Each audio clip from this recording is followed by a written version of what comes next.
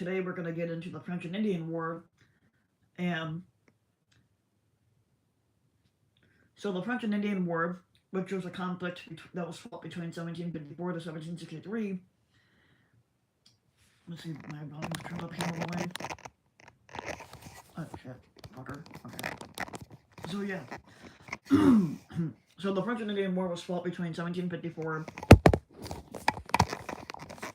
to 1763, and it was a conflict in North America between Great Britain and France, and along with their respective Native American allies. Now, historians generally consider it to be part of the global conflict from 1756 to 1763, and the 7 Years' War is what they refer to it as. Now, although in the United States, it's often viewed as a singular conflict unassociated with any larger European war. Now, although Britain and France were officially at peace following the Treaty of Aix-la-Chapelle in 1748, now I'm not sure if I said that right, but tensions over trade continued in North America, which culminated in a dispute over the forks of the Ohio and the related French fort of Dequence, which controlled them. Now, in May of 1754, this led to the Battle of Drummondville Glen, when Virginia militia led, would become President George Washington ambushed a French patrol. In 1755, Edward Braddock, the new commander-in-chief in North America, planned a four-way attack on the French, but none succeeded. While the Braddock expedition ended in disaster at the Battle of the Monongahela on July 9th of 1755, which Braddock himself dying of his wounds a few days later. From 1755 to 1757, further British operations in Pennsylvania and New York failed, but they were offset by the British capture of Fort Beauséjour on the border between British Nova Scotia and French Acadia. Over the next 9 years, French settlers were expelled and replaced by those from New England. Now, in this particular war, you had over 14,000. You had over like 25,000 people that died.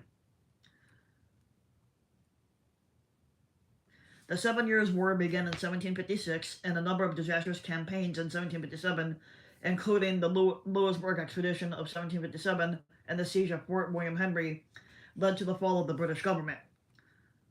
The new Prime Minister, William Pitt, significantly increased British military resources in the colonies when France was struggling, and to support their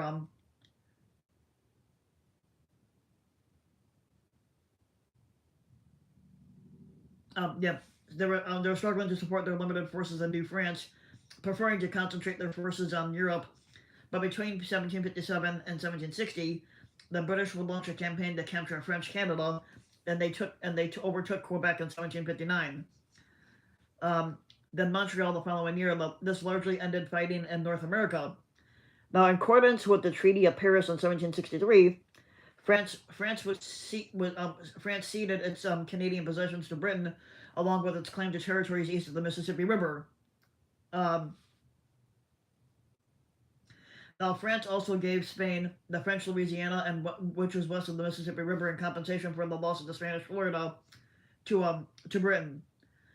Now, the French presence in North America was reduced to the islands of St. Pierre and Miquelon, which was confirming Britain's position as the dominant colonial power.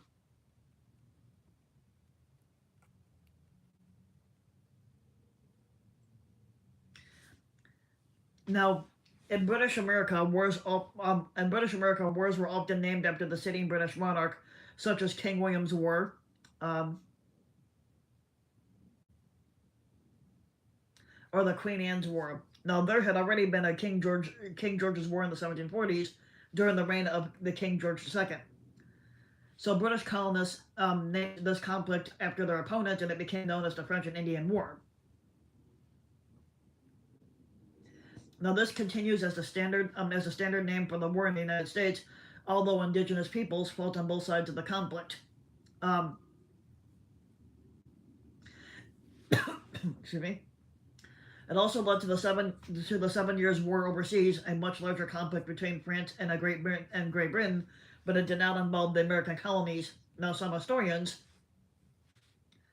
make a connection between the French and Indian War and the 7 Years' Wars overseas, but most residents of the United States consider them as two separate conflicts. Now, only one of which involved the American colonies, and the American historians generally use the traditional name, less frequently.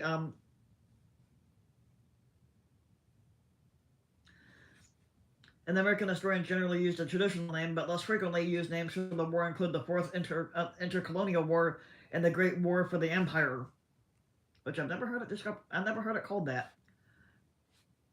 I mean, I've heard the 7 Years' War, but not the intercolonial. Now, in Europe, the French and Indian War is completed into the 7 Years' War and not given a separate name. 7 years refers to events in Europe from the official declaration of war in 1756, and 2 years after the French and Indian War had started to the signing of the peace treaty in 1763. Now, the French and Indian War in America, by contrast, was largely concluded in 6 years from the Battle of Drummondville Glen in 1754 to the capture of Montreal in 1760. Now, Canadians complete both the European and American conflicts into the 7 Years' War, in which French Canadians also use the term War of Conquest, since it is the war in which New France was conquered by the British and it became part of the British Empire. Now, in Quebec, this term was promoted by the popular historians Jacques Le Corsaire and Denis Vaguet. Now, they borrowed from the ideas of Maurice Seguin, who was considering war it was as a dramatic tipping point of French Canadian identity and nationhood.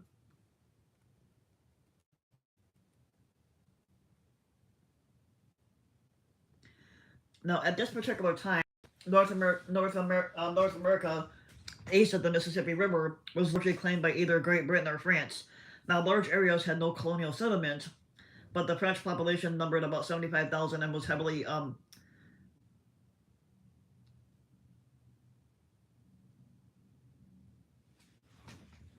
and that says the French population numbered about 75,000 and was heavily concentrated along the St. Lawrence River valley, with some also in Acadia, which is present-day New Brunswick and parts of Nova Scotia, including L'Île Royale, which is Cape Breton Island. Now, fewer lived in New Orleans, Biloxi, Mississippi, Mobile, Alabama, and small settlements in the Illinois country, and hugging the east side of the Mississippi River and its tributaries.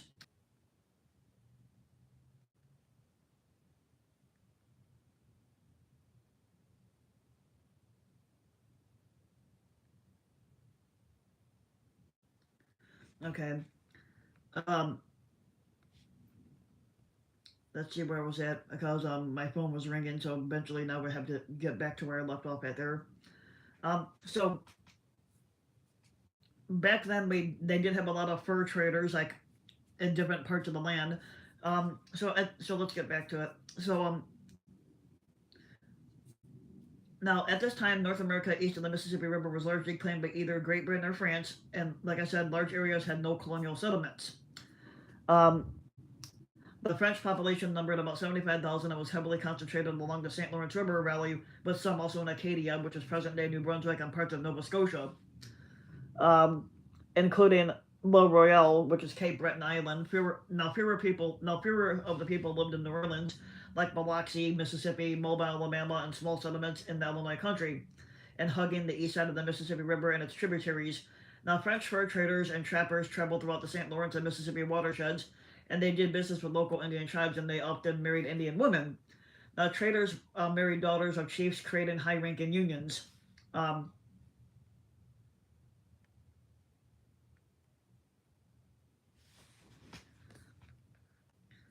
If somebody's asking if I'm cool, yeah, I'm pretty cool with a lot of people.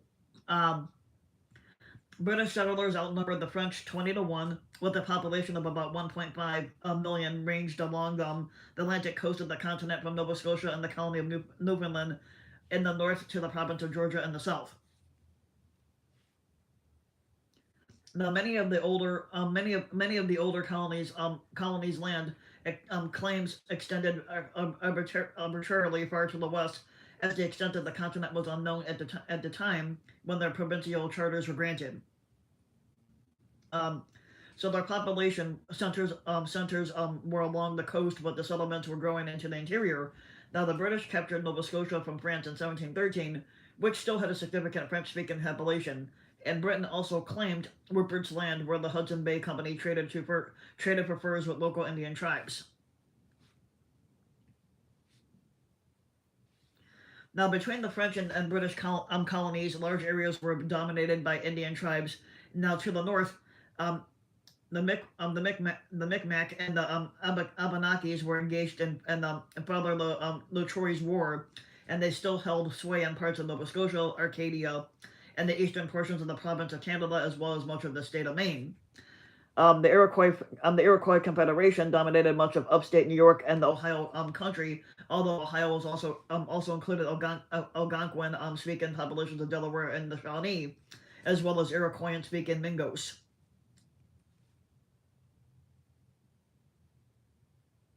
Now, these particular tribes were formerly under Iroquois rule, and they were limited by them and their authority to make agreements. Now, the Iroquois Confederation initially held a stance of neutrality to ensure the continued trade with both French and British people. Though maintaining this stance proved difficult, as the Iroquois Confederation tribes sided and supported French or British causes. They were dependent. They were dependent on which side provided the most beneficial in the trade.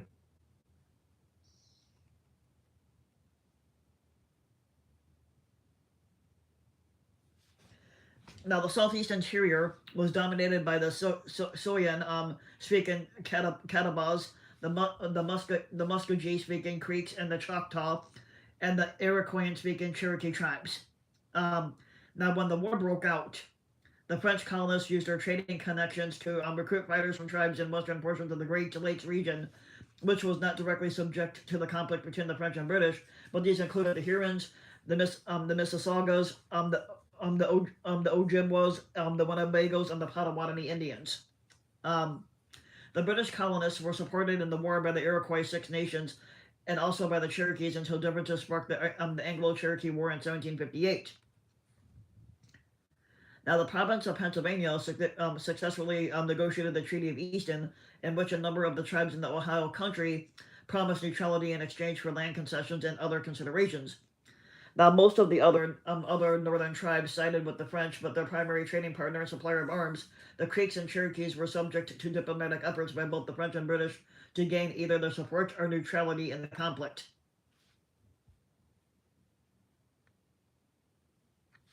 Now, here's a couple things here I want to show you. Up here is a picture of the Cherokee, and that was the Cherokee were subject to diplomatic efforts from the British and the French to gain their support of neutrality in the event of the conflict. And now down here is a guy named General James Wolfe, who was the British commander.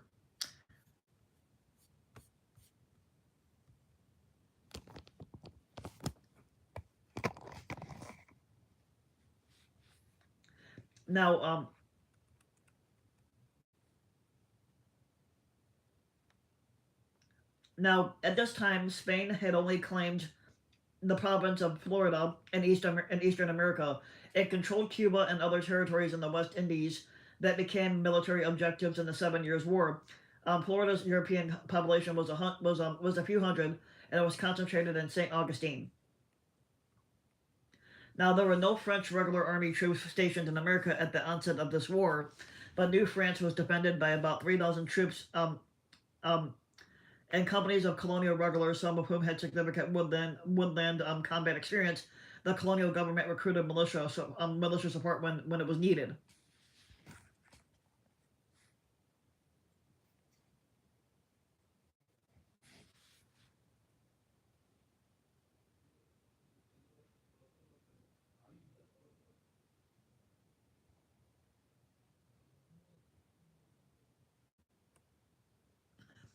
We're talking about the French and Indian War, which was a mixture of different things. Um,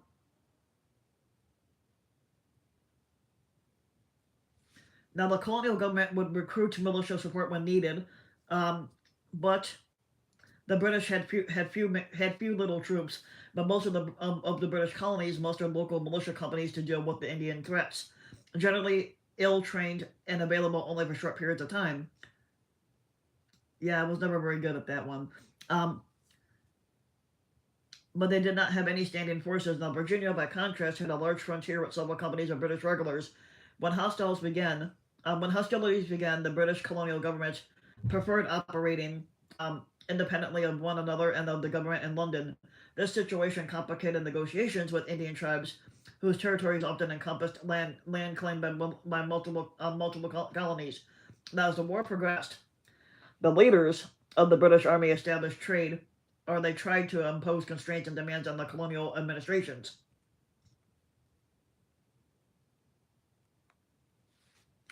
New France's governor, General Roland Michel Barrand, was concerned about the incursion and expanding influence in the Ohio country of British colonial traders such as George Croghan.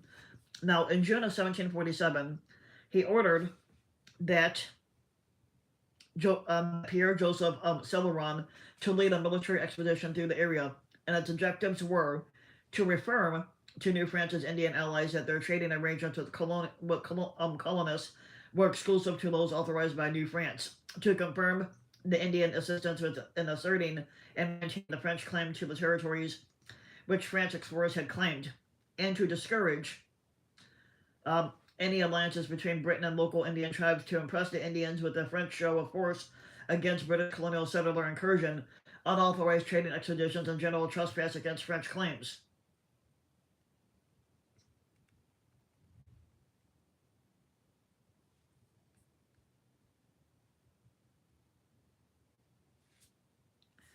Now, now when it comes to Celeron's expedition force, and it consisted of about 200 troops and 30 Indians, and they covered about 3,000 miles between June and November of 1749.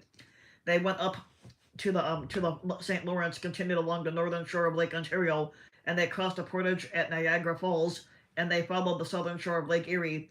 At the Chautauqua Portage near Barcelona, New York, the expedition moved inland Allegheny River, in which it followed to the site of Pittsburgh, Pennsylvania.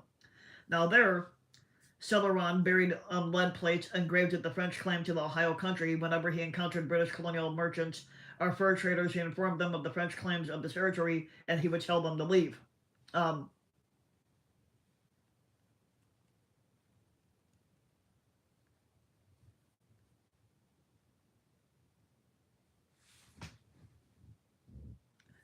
Now, Celeron's expedition arrived at Logstown, where the Indians in the area informed him that they owned the Ohio country, or the Ohio country, and that they would trade with the British colonists regardless of the French. He continued south until his expedition reached the confluence of the Ohio and the Miami rivers, which lay just south of the village of Pickawillany, the home of the Miami chief known as Old Brighton. Celeron threatened Old Brighton with severe consequences if he continued to trade with British colonists, but Old Brighton ignored the warning, and Celeron returned disappointedly to Montreal in November of 1749. Sorry. Now, Celeron wrote an extensively detailed report. And all that anybody can say is that the natives of these localities are very badly disposed towards the French. He wrote, and they are entirely devoted to the English. I don't know in what way they can be brought back. Even before his return to Montreal, reports on the situation in the Ohio country were making their way to London and Paris, each side proposing that action be taken. Massachusetts Governor William Shirley at the time was particularly forceful, stating that the British colonists would not be safe as long as the French were present. Fentanyl is bad. Basically, and it depends on how much. It depends on and it depends on its usage. Fentanyl does have some good benefits and some bad. If you take it in large quantities, you can overdose, but that's not what the subject of this video is about.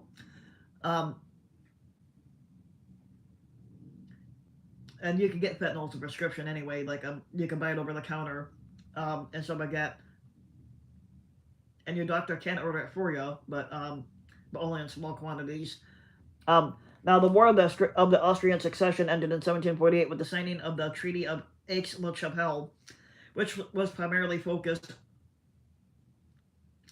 Well, it depends. If your doctor orders it for you, it can be used for certain things. Now, the War of the Austrian Succession ended in 1748 with the signing of the Treaty of the Aix-la-Chapelle, which was primarily focused on resolving issues in Europe.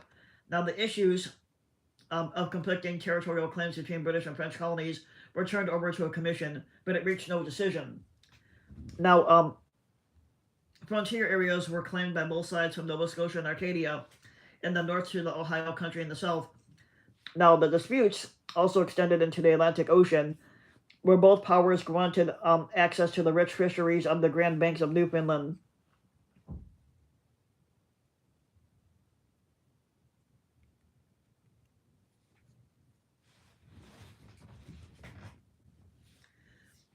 Now, in 1749, the British government gave land to the Ohio Company of Virginia for the purpose of developing trade and settlements in the Ohio country. Now, the grant required that it settle 100 families in the territory, and they construct a fort for their protection. But the territory was also claimed by Pennsylvania, and both colonies began pushing for action to improve their respective claims. In 1750, Christopher Gist explored the Ohio Territory, acting on behalf of both Virginia and the company, and he opened negotiations with the Indian tribes at Logstown. Now, he completed the 1752 Treaty of Logstown, in which the local Indians agreed to terms throughout their half king, Cherison, and an Iroquois representative. Now, these terms included permission to build a strong house at the mouth of the Monongahela River on the modern site of Pittsburgh, Pennsylvania.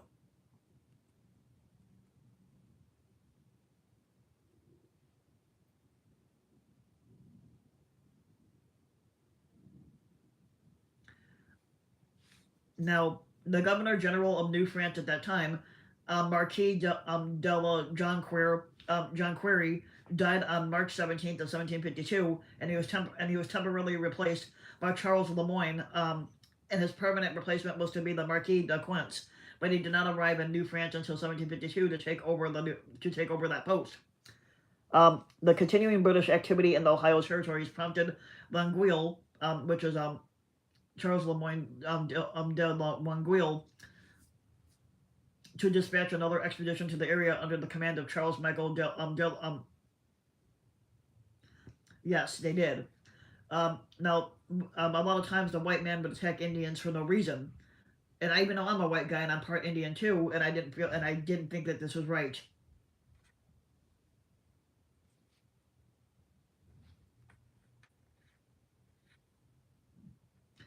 Now, to dispatch another expedition to the area under the command of Charles Michael de Langlade. Now, an officer in the troops de la Marine, Langlade was given 300 men, including French, Canadians, and warriors of the Ottawa tribe. Now, his objective was to punish the Miami people of Pickawillany for not following Celeron's orders to cease trading with the British people. On June 21st, the French war partly attacked the trading center at Pickawillany, capturing 3 fur traders and killing 14 Miami Indians, including Old Brighton. He was reportedly ritually cannibalized by some Indians in the expedition party.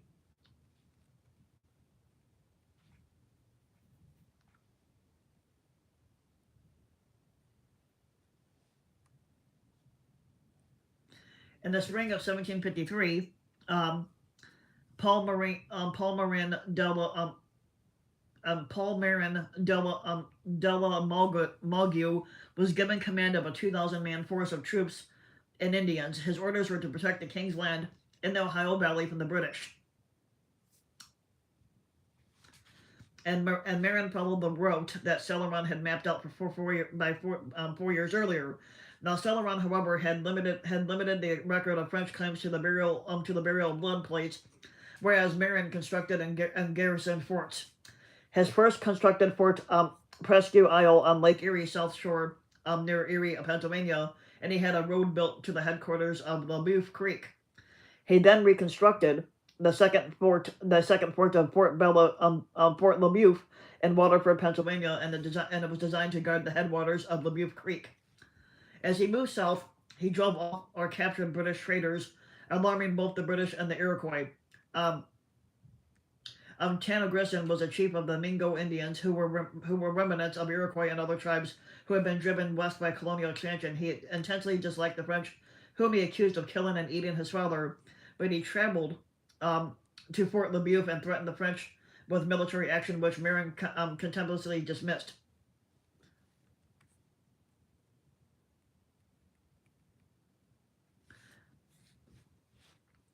Let's go down here.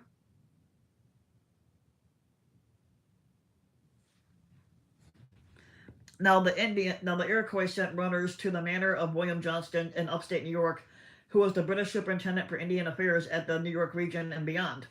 Um, Johnson was known for the Iroquois as Wirragigi, meaning he who does great things. He spoke their language and had become a respected honorary member of the Iroquois Confederacy in the area, and he was made a colonial of the Iroquois in 1746. But he was later commissioned as a colonial of the Western New York militia. Um,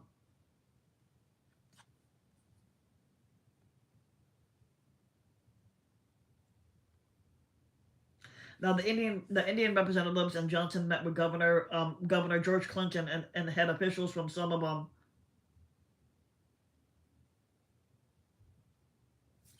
Well, these are kept documents throughout the years. And officials from some of the other American colonies at Albany, New York, and Mohawk. Chief Hendrick was the speaker of their tribal council, and he did insist that the British abide by their obligations. And a lot of times these people kept records and they kept books. That's how a lot of this stuff is put into history.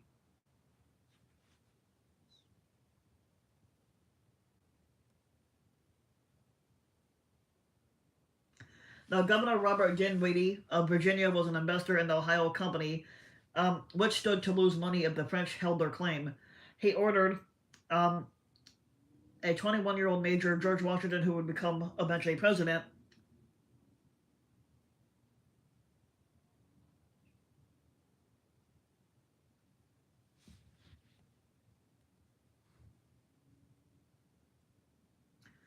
Now, of the Virginia Regiment to warn the French to leave Virginia territory in October 1753, and Washington left with a small party, including Jacob Van Bram as an interpreter, Christopher Gist, a company surveyor working in the area, Goyasta, a Mingo warrior, just Kakaki,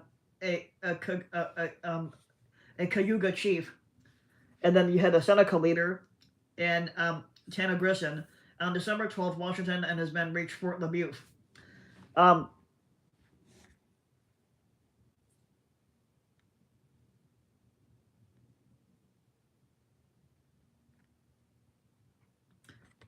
it's from the logo's from a school that I used to work for, which I don't work for them anymore. Jacques Lagardière de Saint Pierre succeeded Marin as a commander of the French forces after Marin died on October 29th, and he invited Washington to dine with him. Now, over dinner, George Washington presented Saint Pierre with the letter from the Dinwiddie demanding an immediate French withdrawal from the Ohio country. And Saint Pierre said, "As to the summons you sent me to retire, I do not think myself obligated to obey it." Now, he told George Washington that France's claim to the region was superior to that of the British, since Rene Robert Cavalier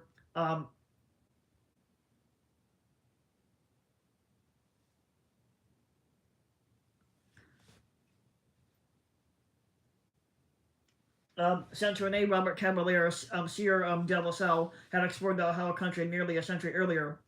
Washington's party left Fort Le Boeuf early on December 16th and arrived in Williamsburg on January 16, 1754. And as stated in this report, the French had swept south, detailing the steps which they had taken to fortify the area and their intention to fortify the confluence of the Allegheny and Monongahela rivers.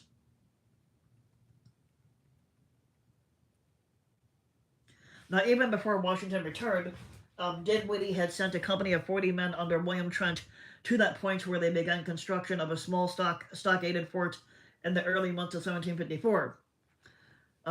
These forces arrived at the fort on April 16th, but Contrecoeur generously allowed Trent's small company to withdraw. He purchased their construction tools to continue building what became Fort de Quinte.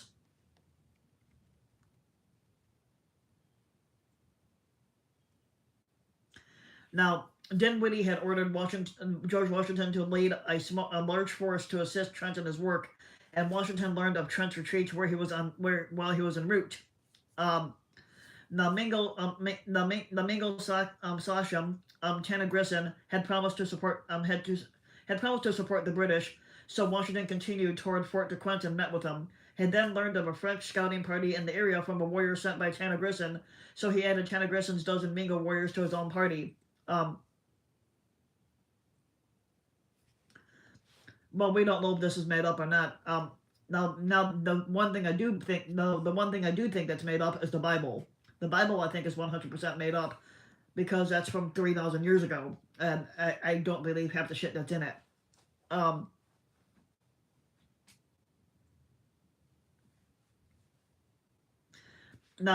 So he added Tanagrisson's dozen Mingo warriors to his own party, but Washington's combined force of 52 ambushed 40 Canadians and French colonists of the New France. And this was on the morning of May 28th in what became known as the Battle of Drummondville Glen. Now, they killed many of the Canadians, including their commanding officer, Joseph Coulon de Drummondville, whose head was reportedly split open by Tanagrisson with a tomahawk.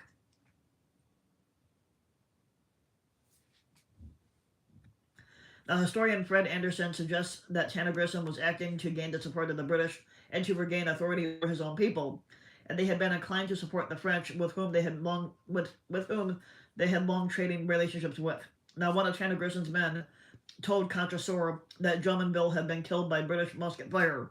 Historians generally consider the Battle of Drummondville Glen as the opening battle of the French and Indian War in North America and the start of any hostilities in the Ohio Valley.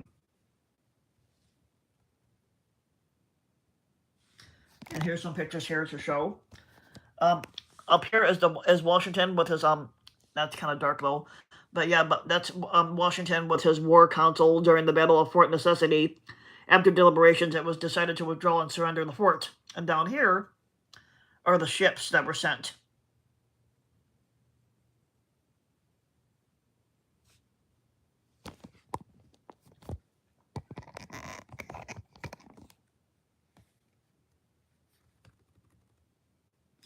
Now, following the battle, Washington pulled back several miles and established Fort Necessity, which the Canadians attacked under the command of Drummondville's brother at the Battle of Fort Necessity on July 3rd.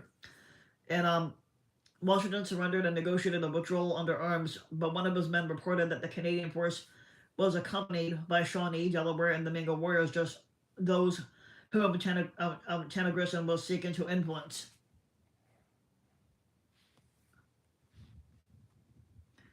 Now, this is facts. There are facts that wars have been fought. Now, and basically, like I said, there have been many wars throughout years.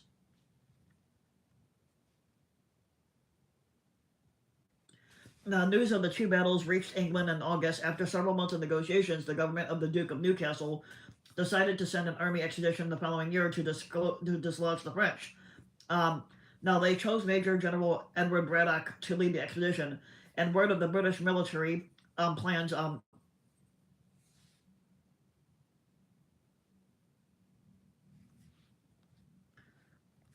this is part of history. If you don't like history, then I don't know why you're here.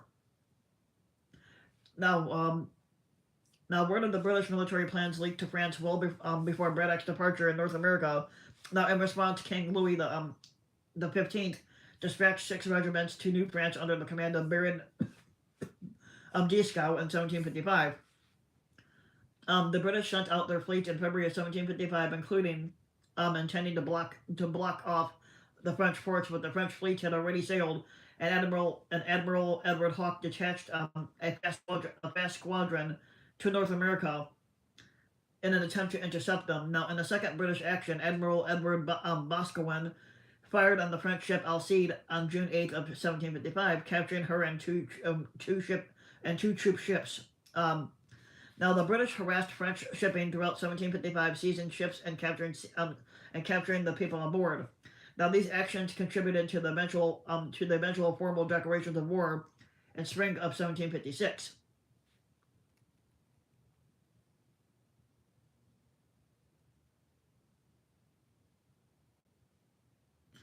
I'm probably not. I've done genealogy research, and I don't think I'm related to anybody in the Civil War, even though I did a Civil War video last week or a couple weeks ago. But an early important political response to the opening of hostilities was the convening of the Albany Congress in June and in July of 1754. Now, the goal of the Congress was to formalize a unified front in trade and negotiations with the Indians, but since the allegiance of the various tribes and nations, the war did happen because it's been documented throughout the years.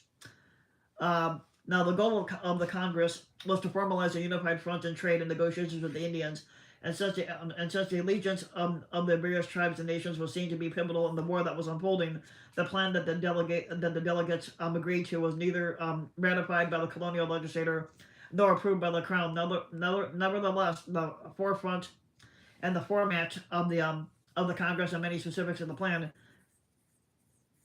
NOPA have been turned down. Nevertheless, the format of the Congress and many specifics of the plan became the prototype for Confederation during the War of Independence.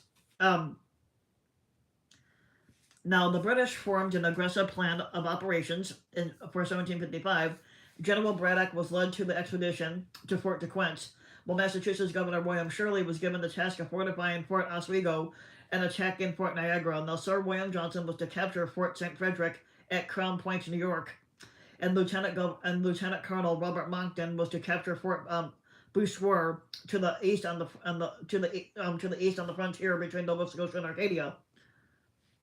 Now, Braddock led about 1,500 army troops and the provincial militia on the Braddock expedition in June of 1755 to take Fort Dequence, but George Washington is one of his aides. Now, the expedition was a disaster, and it was attacked by French regulars. Canadian militiamen and Indian warriors ambushed them from hiding places up in trees and behind logs, and Braddock called for a retreat. Now, he was killed. Now, Braddock was killed, and approximately 1,000 British soldiers were killed or injured. The remaining 500 British troops retreated to Virginia, and led by Washington. Washington and Thomas Gage played key roles in organizing the retreat to future opponents in the American Revolutionary War.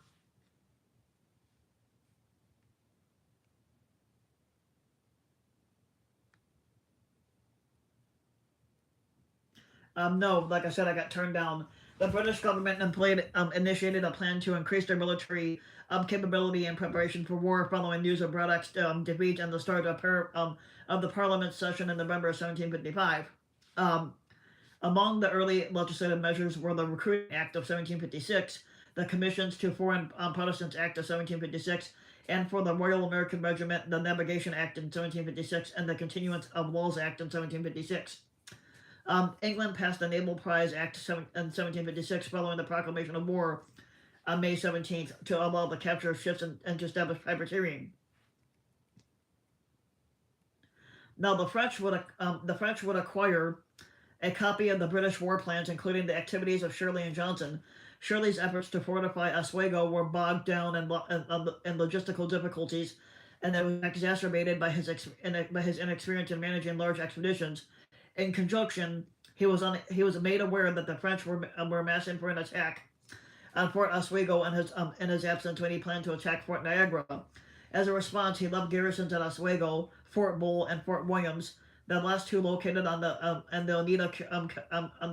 Oneida Carry between the Mohawk River and the Wood Creek at Rome, New York, and supplies were cached off at Fort Bull for use in the projected attack on Niagara. I hate football, so I would never be at a football game.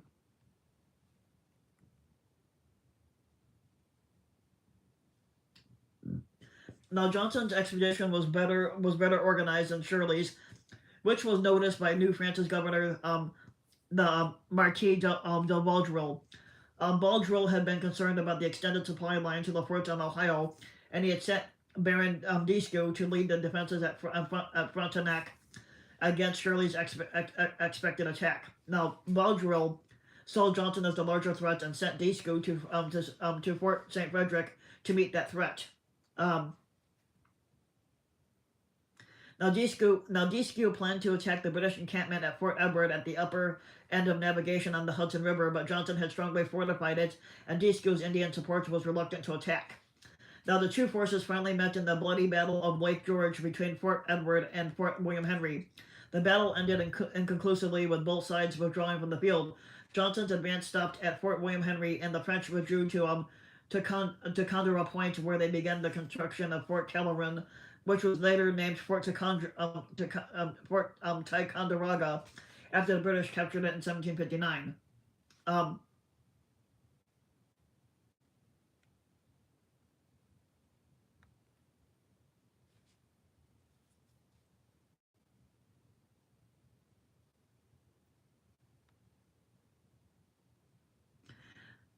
Now, when it comes to Colonel Montran, he captured Fort Beauséjour in June of 1755 in the sole British success of that year. Now, cutting off the French fortress of Louisbourg from land-based and reinforcements to cut vital supplies to Louisbourg, Nova Scotia's governor, Charles Lawrence, ordered the deportation of the French-speaking Acadian population from the area.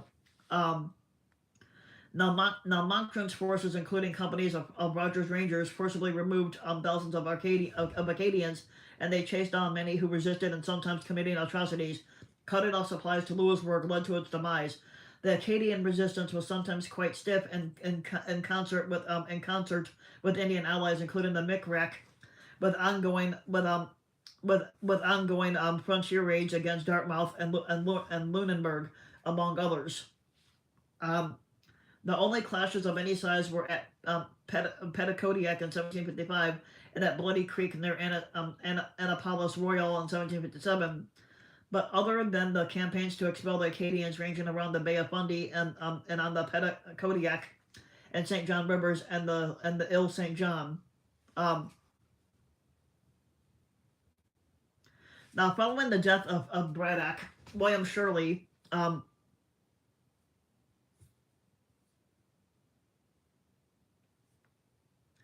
Now, following the death of Braddock, William Shirley assumed command of British forces in North America, and he laid out his plans for 1756 in a meeting in Albany in December 1755. He proposed renewing the efforts to capture Niagara, Crown Point, and the Quince with attacks on Fort Frontenac on the north shore of Lake Ontario, and an expedition through the wilderness of the main district and down to the Chaudière River to attack the city of Quebec. Now, his plan, however, got bogged down by disagreements and disputes with others, including William Johnson and New York's governor Sir Charles Hardy, and consequently, he gained very little support. Um,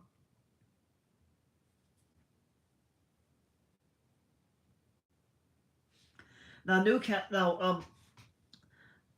Newcastle replaced him in January of 1756 with Lord Loudon, with Major General James Abercrombie as the second in command. Neither of these men had as much campaign experience as the trio of officers who France sent to North America. Now, French regular army reinforcements arrived in New France in May of 1756, and they were led by a Major General Louis Joseph de Montcalm, and second by the Chevalier de Lebis and Colonel Francois, who were all experienced veterans from the War of the Austrian Succession. Now, on May 17th of 1756, the Brit formally declared war on France, which expanded the war into Europe and became known as the 7 Years' War.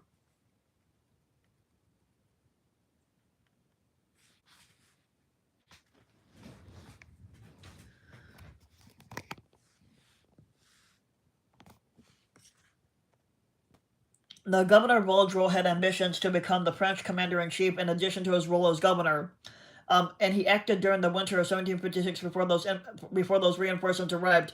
Now, scouts had reported the weakness of the British supply chain, so he ordered an attack against the forts to which Shirley had erected at the Oneida Carry. In the Battle of Fort Bull, French forces destroyed the fort and large quantities of supplies, including 45,000 pounds of gunpowder, and they set back any British hopes for campaigns on Lake Ontario, and they endangered the Oswego garrison, already short on supplies. The French forces in the Ohio Valley also continued to intrigue with Indians throughout the area, encouraging them to raid frontier settlements, and this led to ongoing alarms along the western frontiers, with streams of refugees returning east to get away from the action. Now, the new British command was not in place until July. But Abercrombie arrived in Albany but refused to take any significant actions until Loudon approved them, and Montcalm took bold action against his inertia. He built on Vaudreuil's work harassing the Oswego garrison, and he executed a strategic feint by moving his headquarters to Ticonderoga, as if to prestige another attack along the Lake George. Now, with Abercrombie pinned down at Albany, Montcalm slipped away and led the successful attack on Oswego in August. In the aftermath, Montcalm and the Indians under his command disagreed about the disposition of prisoners' personal effects. Now, the Europeans did not consider them prizes and prevented the Indians from stripping the prisoners of their valuables, which angered the Indians.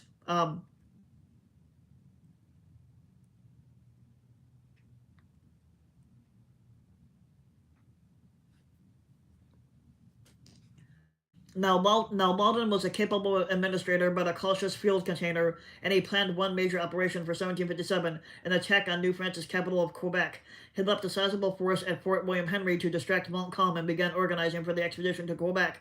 He was then ordered to attack Louisbourg first by William Pitt, the Secretary of State, responsible for the colonies. The expedition was beset by delays of all kinds, but was finally ready to sail from Halifax, Nova Scotia, in early August. In the meantime, French ships had escaped the British blockade of the French coast, and a fleet awaited Loudon at Louisbourg, which outnumbered the British fleet. And it was faced with this strength. Loudon returned to New York, and amid the news that a massacre had occurred at Fort William Henry. Now,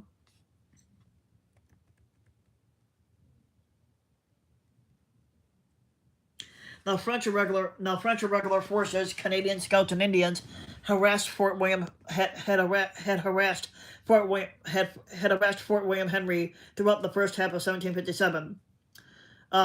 In January, they ambushed British Rangers near Ticonderoga. Now, in February, they launched a raid against a position against the frozen Lake George, destroying storehouses and buildings outside the main fortification. Now, in early August, Montcalm and 7,000 troops besieged the fort, which capitulated with an agreement to withdraw under parole. Now, when the withdrawal began, some of Montcalm's Indian allies attacked the British column because they were angry about the lost opportunity for loose, killing and capturing several hundred of men, women, children, and slaves. The aftermath of the siege may have been contributed to the transmission of smallpox to remote Indian populations. And smallpox was a big thing back then.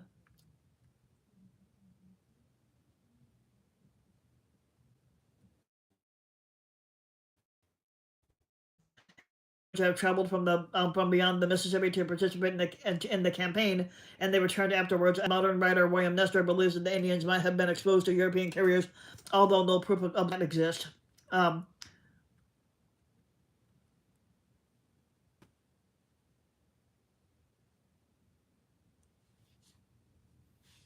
Now, Vaudreuil and Montcalm were minimally resupplied in 1758 as the British blockade of the French coastline limited French shipping.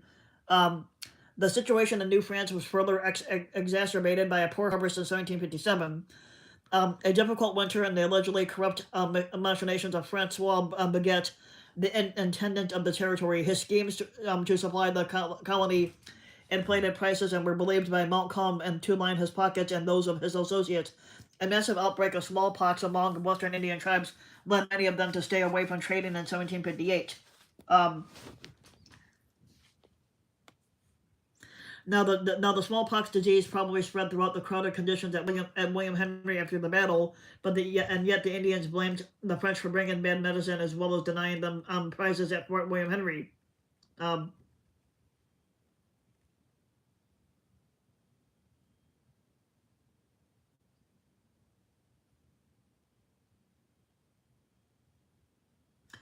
Now Montcalm focused his meager resources on the defense of the St. Lawrence, with primary defenses at Kiloran, Quebec, and Louisbourg, while Vaudreuil argued unsuccessfully for a continuation of the raiding tactics that had worked quite effectively in previous years. The British failures in North America combined with other failures in the European theater, and they led to Newcastle's fall from power along with the Duke of Cumberland, his principal military advisor. Now, Newcastle and Pitt joined an uneasy coalition in which Pitt dominated the military planning. He embarked on a plan for the 1758 campaign that was largely developed by Ludgren, and he had been replaced by Abercrombie as commander-in-chief after the failures of 1757. But Pitt's plan called for three major offensive actions, involving large numbers of regular troops supported by the provincial militias, and aimed at capturing the heartlands of New France. Now, two of the expeditions were successful, with the Fort de Quince and Louisbourg failing to fall into sizable British forces.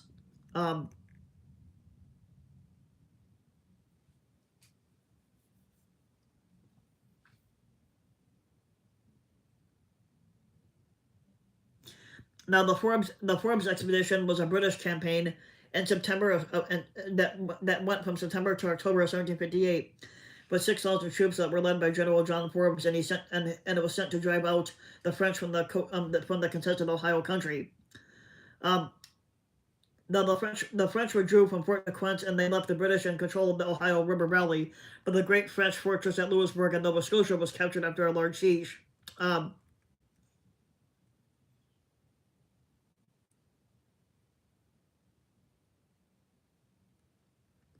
Now, the third invasion was stopped with the improbable French victory in the Battle of Carillon, in which 3,600 Frenchmen defeated Abercrombie's force of 18,000 regulars, militia, and Indian allies outside the fort, which the French called Carillon, and the British called Ticonderoga. Abercrombie saved something from the disaster when he sent John Bradstreet on an expedition that successfully destroyed Fort Frontenac, including caches of supplies destined for New France's western forts and furs that were destined for Europe. Now, Abercrombie was later recalled and replaced by Jeffrey Amherst, who was the victor at Louisbourg.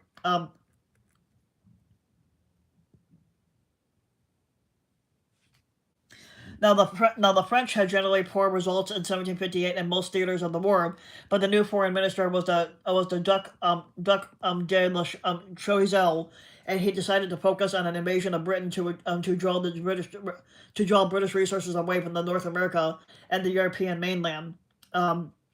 The invasion failed both militarily and politically, as Pitt again planned significant campaigns against New France, and he sent funds to Britain's mainland ally of Prussia, while the French navy failed in the 1759 naval battles of Lagos and the Quiberon Bay. And one piece of good fortune, some French supply ships did manage to depart France, and they eluded the British blockade of the French coast.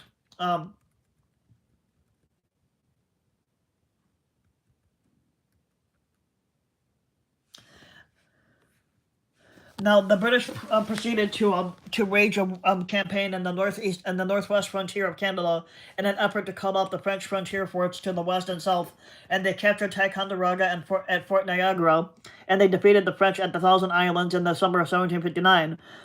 In September of 1759, James Wolfe defeated Montcalm in the Battle of the Plains of Abraham, which claimed the lives of both commanders, but after the battle, the French capitulated the city to the British.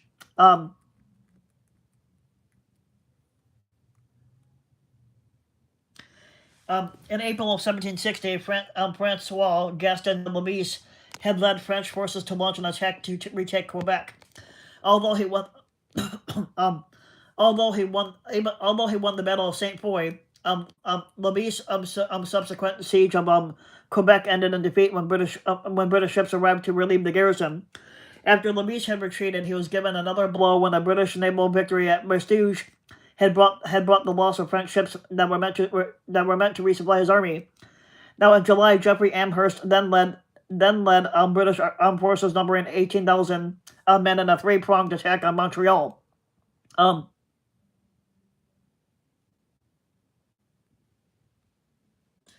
after eliminating French positions,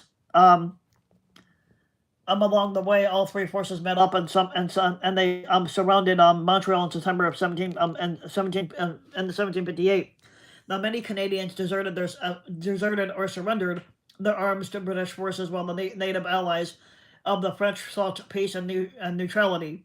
Now, de Levis and the Marquis de Vaudreuil reluctantly signed the Articles of Capitulation of Montreal on September 8th, which effectively completed the British conquest of New France.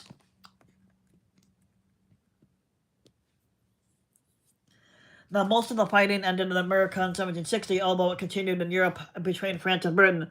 The notable exception was the French seizure of St. John's, Newfoundland. General Amherst heard of this surprise action, and immediately he dispatched troops under his nephew William Amherst, and they regained control of the Newfoundland in the Battle of Signal Hill in September of 1762. Now, many of the British troops who were stationed in America were reassigned to participate in further British actions in the West Indies, including the capture of Spanish Havana when Spain belatedly entered the conflict on the side of France, and a British expedition against French Martinique in 1762, and it was led by Major General Robert Monckton.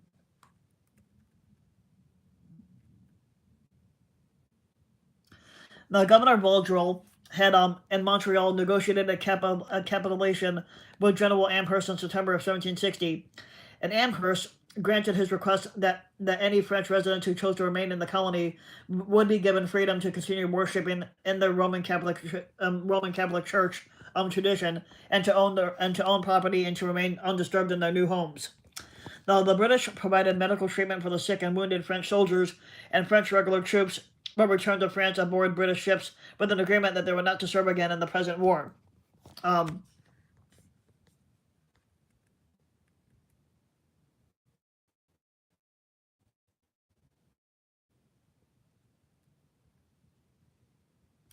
General Amherst also oversaw the transfer of French fortifications to British control on the western frontier. The policies which he introduced in those lands disturbed large numbers of natives, and they contributed to the outbreak of the Pontiac's War in 1763, in which a series of Native attacks on frontier forts occurred, such as that on Fort Miami, which effectively brought a nearly half-century-long period of European garrison at Kiaongo to an end.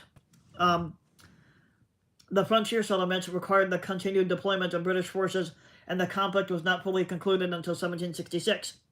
Now, beginning from the 1750s and lasting until the 1760s, a small outpox outbreak devastated several native communities throughout the American Midwest. The outbreak um, now the outbreak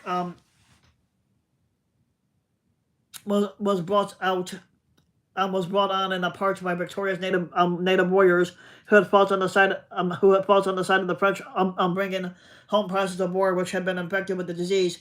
The Ojibwe, the Ottawa, and the Potawatomi people were most affected by this outbreak of smallpox. An oral account from Ottawa tribal leader and historian Andrew Blackbird claimed that the outbreak had entirely depopulated and laid waste to the Waganakasi, a large Ottawa settlement. Um,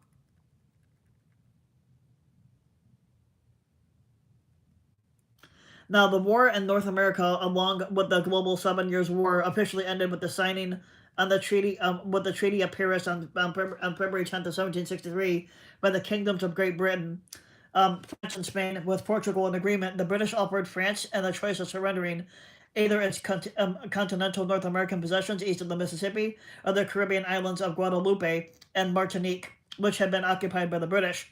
Now, France chose to cede the former, but was able to negotiate the retention of St. Pierre and Miquelon, two small islands in the Gulf of St. Lawrence, along with the fishing rights in the area. Um, Now, they viewed the economic value of the Caribbean islands sugarcane to be greater and easier to defend than the first from the continent. Now, French philosopher Voltaire um, had referred to Canada despairingly as nothing more than a few acres of snow.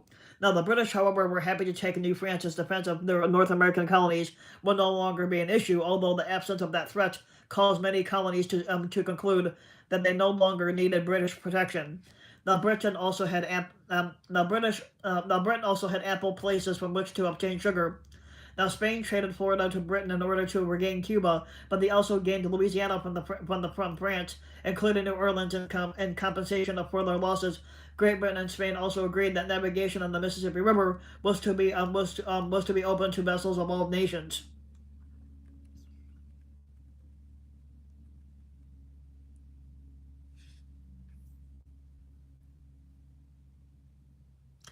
Now, this war had changed economic, political, governmental, and social relations among the three European powers, their colonies, and the people who inhabited those territories. France and Britain both suffered financially because of the war, with significant long-term consequences. Um, Now, Britain would gain control of French Canada and Acadia colonies containing approximately 80,000 primarily French-speaking Roman Catholic residents. The deportation of Acadians began in 1755, um, and it made land available to immigrants from Europe and migrants from the colonies to the south. Now, the British resettled many Acadians throughout its American provinces, but many went to France and some went to New Orleans, which they expected to remain French. But some were sent to colonize places as diverse as French Guiana and the Falkland Islands. But these efforts were unsuccessful.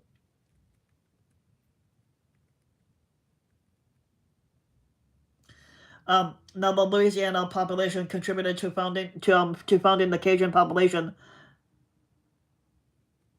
Now, King George III had issued the Royal Proclamation of 1763 on October 7th of 1763, which outlined the division and the administration of the newly conquered territory, and it continues to govern relations to some extent between the government of Canada and the First Nations, and included in its provisions was the reservation of lands west of the Appalachian Mountains to its Indian population.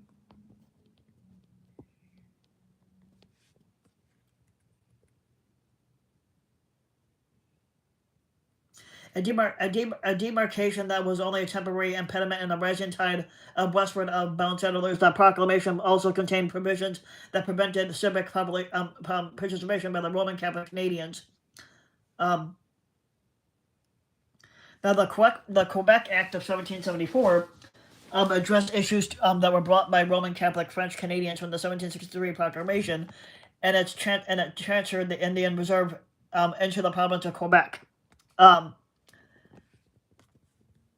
Now, the act would maintain French civil law, including the seigneurial system, a medieval code removed from France with a generation by the French Revolution. Now, the Quebec Act was a major concern for the largely Protestant 13 colonies over the demands of popery. It is typically associated with other intolerable acts, legislation, that eventually led to the American Revolutionary War, and the Quebec Act served as the constitutional document for the province of Quebec until it was superseded by the Constitutional Act of 1791.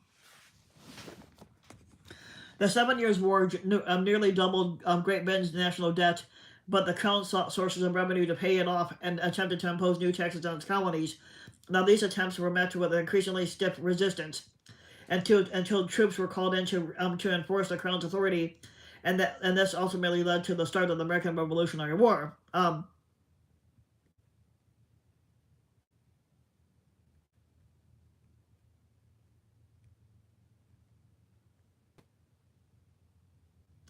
France attached comparatively little value to its American possessions, but apart from the highly profitable sugar-producing Antilles Islands, which it retained, Minister Choiseul considered that he had made a good deal of the Treaty of Paris, and Voltaire wrote that Louis the 15th had lost a few acres of snow. However, the military defeats and the financial burden of the war weakened the French monarchy and contributed to the advent of the French Revolution in 1789.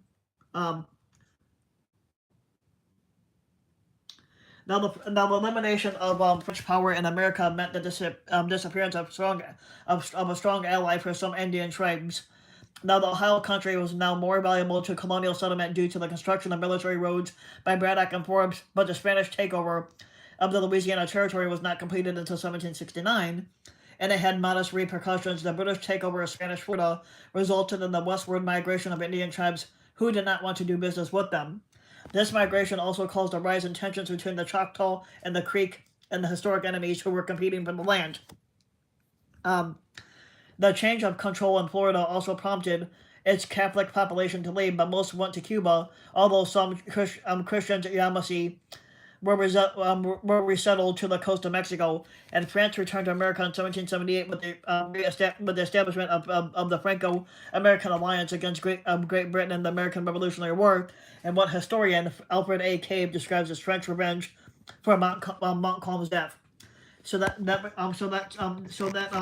concludes um, the video. Um, so just to put it out there, my roommate and I are going to do a podcast starting sometime next year. Um, so we're trying to get people in on it. It's gonna be my roommate. It's gonna be me. It's gonna be me and my roommate Michael, and we're gonna do a podcast where we're gonna talk about just anything and everything. We're gonna center it on sports. If we do politics, we can't just talk about one side. It's got to be both. And we're gonna talk about history, current news events, stuff like that, and try to interview people on the podcast. I'm looking into some equipment for it, like getting a microphone and stuff like that. It's not going to be like where you're going to see us, particularly. It's going to be all audio. Um, so that's going to be something good too, to try to push that out.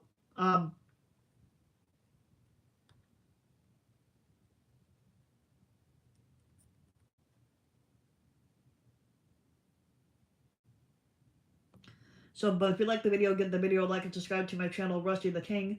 Also, you can hit the notification bell for more videos like this. But make sure to smash the like and subscribe button if you like history videos, or just anything in general. Like I said, not everything's going to be history on this, but I do like coordinating history because history is part of my thing. I love history stuff. Um,